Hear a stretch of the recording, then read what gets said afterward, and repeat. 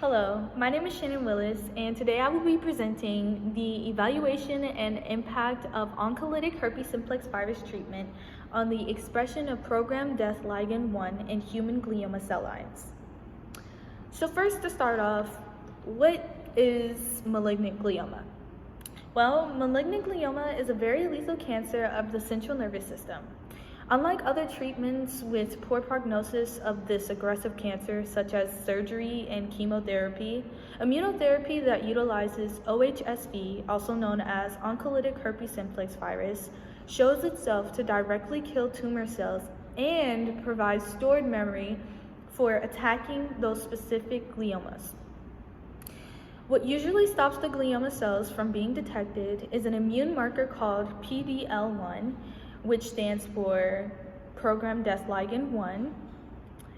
It interacts with a PD-1 receptor, also known as programmed Death-1 receptor, on T cells and prevents immune activation from taking place. In this study, I aim to find the impact of OHSV on PD-L1's expression in human glioma cells. Well, to start off, first on my experiment, I would need to culture my cells in 90% DMEM, also known as Dubeckel's modified Eagle medium, and add 10% of FBS, also known as fetal bovine serum, at 37 degrees Celsius, which will provide my cells with enough nutrients and a typical human temperature to keep them living within their own microenvironment. The cell line that I used was U87MG. MG stands for malignant glioma, and this is a human cell line.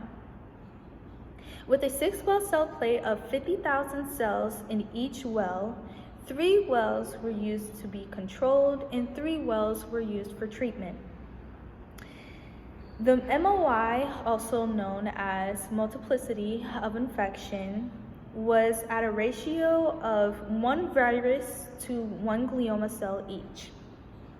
Because the virus can't be detected, move red is used to access visibility of infected glioma cells. With the use of microscopy and a flow cytometry device, a red glowing fluorescent cell can be presented. Without the red color, the virus that's used is MOVE2.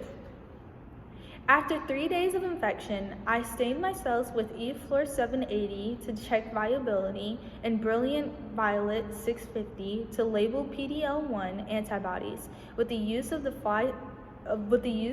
Attune NXT flow cytometer.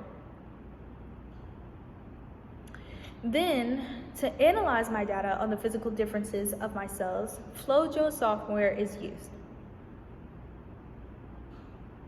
As a result, I have came with 4 outcomes. OHSV changes the appearance of cells to be more spear-like. DS red, which makes MOVE red, helps detect the infected cells under flow cytometry in microscopy. OHSV also decreases viability in cell numbers of U87MG. OHSV also results in decreased surface expression of PD-L1 on U87MG. So in conclusion, OHSV can alter the amount of PD-L1 expression by decreasing it in human glioma cells.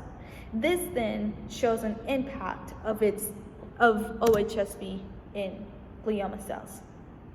Thank you for listening to my presentation on the evaluation and impact of oncolytic herpes simplex virus treatment on the expression of programmed Death-Ligand 1 in human glioma cell lines.